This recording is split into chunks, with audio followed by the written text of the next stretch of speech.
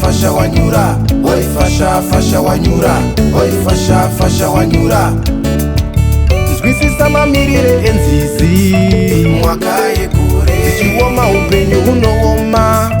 Mwakaye kure. Nzwisisa Mamirire Enzizi. Mwakaye kure. Dzichioma Hupenyu Hunowoma. Ukada Kuvarairwa Nerukova Zvarwo. Rwunofashama Munguva Yezhizha. Usingazive kuti Rwunopwa Muchirimo. Usazochema Misodzi Pamberi yapo. Painoturuka Mvura Mudunhu rose. Zvikova Nzizi zvichiti fasha. Oi fasha Wanyura. Oi fasha Wanyura. Oi fasha Wanyura. Oi fasha Wanyura. Nzwisisa Mamirire Enzizi. Mwakaye kure. Dzichioma Hupenyu Hunowoma. Mwakaye kure. Nzwisisa Mamirire Enzizi. Mwakaye kure. Dzichioma Hupenyu Hunowoma.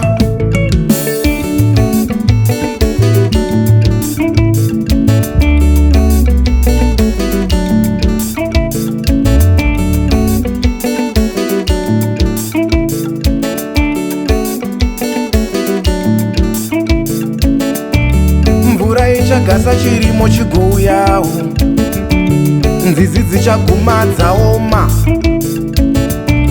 Kosara idzo dzakadzama. Dzinova dzichava upenyu hwevese. Painoturuka Mvura Mudunhu rose. Zvikova Nzizi fasha. Oi fasha Wanyura. Oi fasha Wanyura. Oi fasha Wanyura. Oi fasha Wanyura. Nzwisisa Mamirire Enzizi. Mwakaye kure. Dzichioma Hupenyu Hunowoma. Mwakaye kure. Nzwisisa Mamirire Enzizi. Mwakaye kure. Dzichioma Hupenyu Hunowoma. Mashipe akabata namba. Ilima Records.